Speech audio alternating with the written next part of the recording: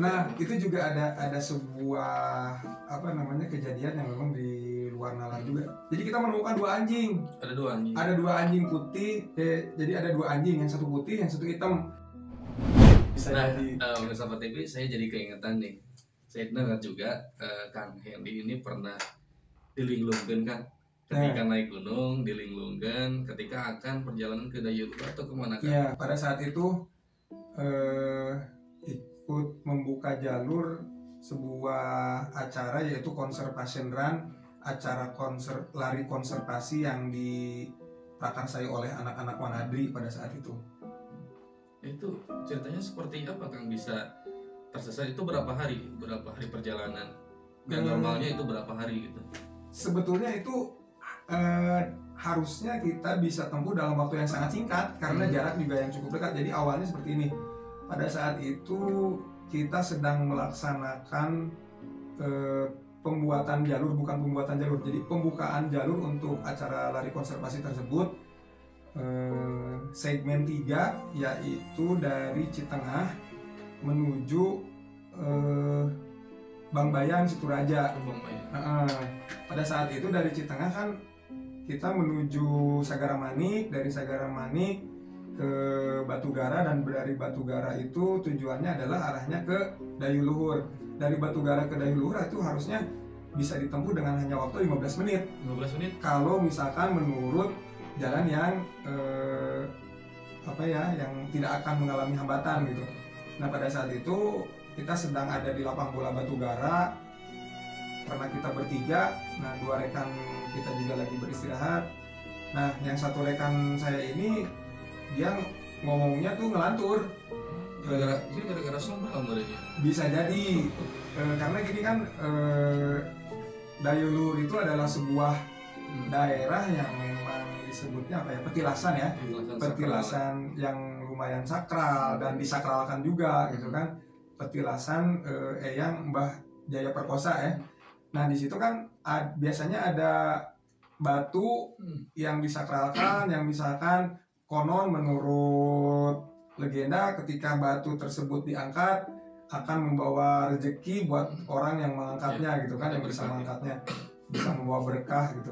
Nah, teman saya ini ngomong yang maksudnya sompral itulah kalau misalkan dalam bahasa Sunda. Dia ngomong seperti ini, ntar kalau misalkan sampai ke daerah Dayeuhur, batu tersebut kita masukin ke keril aja katanya, bawa kita bawa pulang katanya gitu ya. Dan pada saat itu saya belum lokasi masih di Batugara. Masih di Batugara. Pada saat itu saya belum ngeh bahwa omongan tersebut yang akan membuat kita tersesat.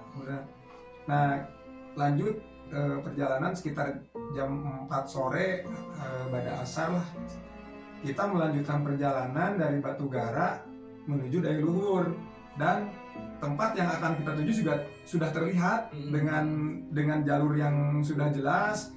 Tapi setelah beberapa jam kemudian kita malah menemukan jalan buntu, dan di situ kita terus berjuang keluar dari daerah situ, dan di mapnya itu masih sekitaran Gunung Bedil itu, di atasnya Batugara sebelum Dayeuhur. Dan rekan saya yang di Bandung pun yang memantau perjalanan kita kan, sebelum kita melakukan perjalanan kita itu dibekali 3 aplikasi. Yang pertama Apensa Map, yang kedua Tracker Client, dan ketiga OSM Tracker. Jadi kita tuh pada saat melaksanakan pembuatan jalur, kita juga ada rekan kita yang memandu. Jadi ketika keluar dari jalur, kita bisa diarahkan kembali ke jalur. Nah, pada saat itu mendapat telepon dari teman saya yang di Bandung, "Kang, kenapa di map katanya akan terlalu terus-terusan muter-muter di jalur tersebut," katanya. Bahkan dari sini lebih dari 10 putaran. Di mapnya pada saat itu, di trackernya ada beberapa kali putaran yang memang kita nggak keluar dari jalur tersebut.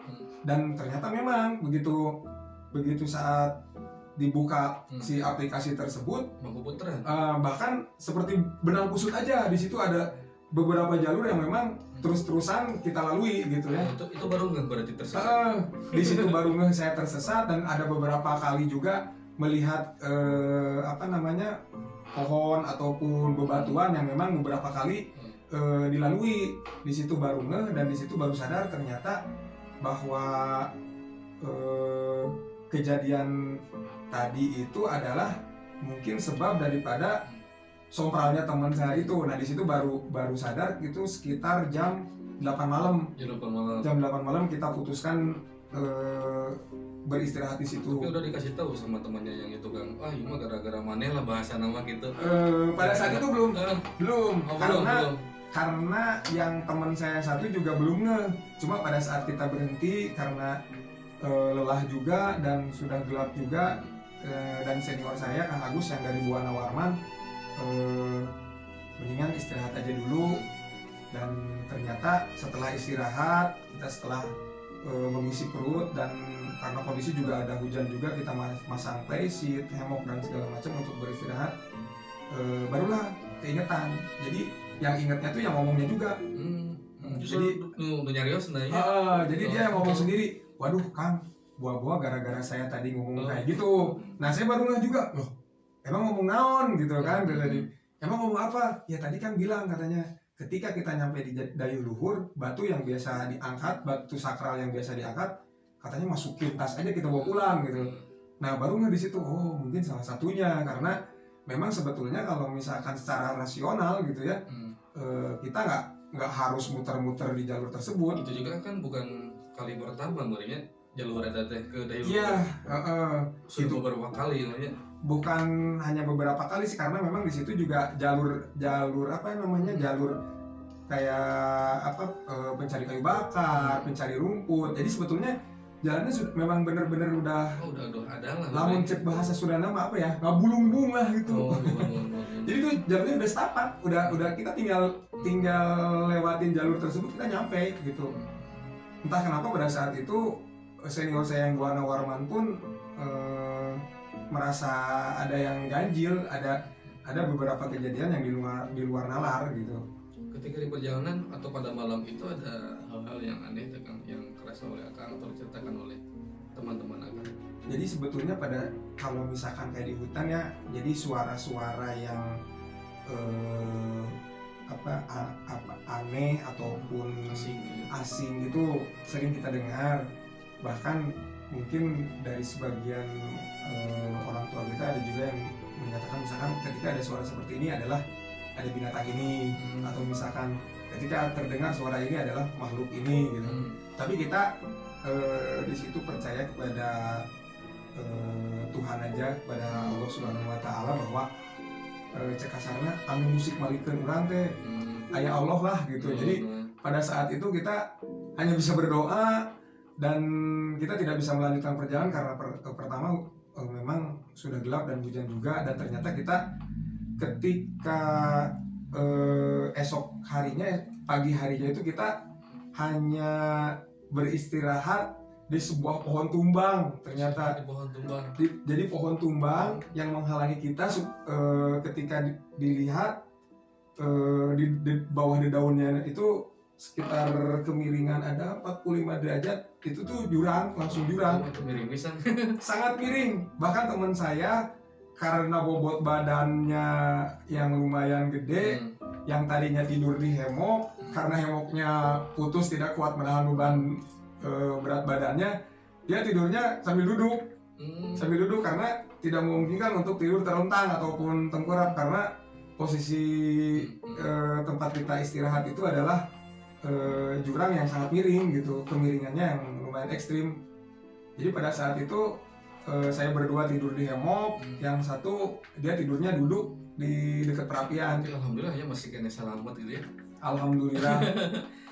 Terus perjalanan dari peristirahatan yang tadi kan ke dayeuh itu seperti apa?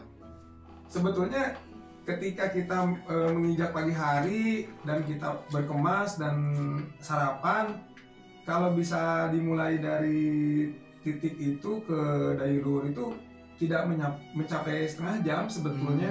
Jadi hanya beberapa menit aja.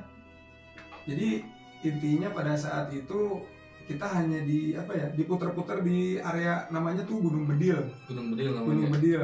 Emang Gunung itu Bedil. kerap kali diceritakan bahwa Gunung Bedil memang banyak hal-hal mistisnya kan ya. Iya, Itu betul. intinya di luar kita percaya atau tidak Iya, gitu. betul. Banyak hal-hal yang mistis, tapi menurut saya yang namanya kearifan lokal ya memang harus kita Mm-mm.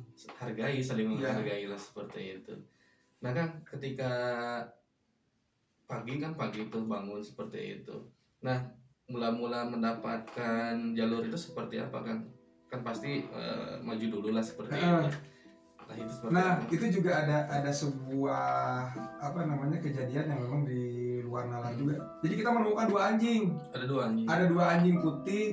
Jadi ada 2 anjing, yang satu putih, yang satu hitam. Jadi ketika kita beres packing dan beres sarapan, kita maju beberapa meter melanjutkan menemukan jalan yang memang mungkin sudah beberapa kali kita lewati, dan ternyata ketika kita maju beberapa meter ada anjing yang saling kejaran dan saling menggonggong gitu. Nah, kata teman saya itu kita ikuti anjing tersebut aja, karena biasanya anjing mengetahui jalan kemana kita harus pergi. Pasti kalau lembur ataupun misalkan ke sumber air lah, atau misalkan ke jalan setapak lagi gitu. Dan ternyata tidak jauh dari tempat kita istirahat, sebetulnya jalannya itu memang bener-bener nggak jauh dari tempat kita istirahat. Hanya saja mungkin tertutup kalau pada saat malam itu tertutup beberapa pepohonan ataupun bebatuan gitu. Teman kakak gitu nyesel pasti muridnya. Coba lah muntah gitu, jangan tapi langsung ngamari gitu. Nah itu dia, mungkin di dalam hati juga saya ada rasa menyalahkan teman saya, tapi banyak pelajaran kan ya. Iya di situ, tapi kita ambil hikmahnya saja gitu kan. Dari kejadian tersebut jadi kita lebih mawas diri, bisa lebih menjaga ucapan ketika di daerah tertentu gitu. Jadi tidak sombong, tidak tidak adigung lah kalau bahasa Sunda ya, terus juga tidak agul dengan apa yang kita mampu. Jadi sepengalaman apapun kita, karena teman saya itu yang satu yang senior Buana Warman itu, beliau adalah seorang perintis di Buana Warman juga. Ketika saya bertanya kepada beliau juga baru merasakan hal seperti itu katanya. Sumedang. Iya, padahal daerah Sumedangnya itu sendiri tempat kelahiran beliau juga. Oh, gitu kan. Sumedang juga beliaunya. Iya.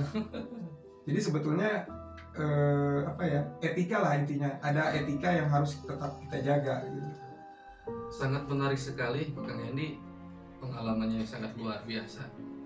Tapi Kang, apakah ada Kang pengalaman yang lain selain perjalanan yang tadi gara-gara usapan yang sontral hingga akhirnya tersesat lah seperti itu? Nah, apakah ada cerita yang lain Kang, masih di hutan Sumedang Kang?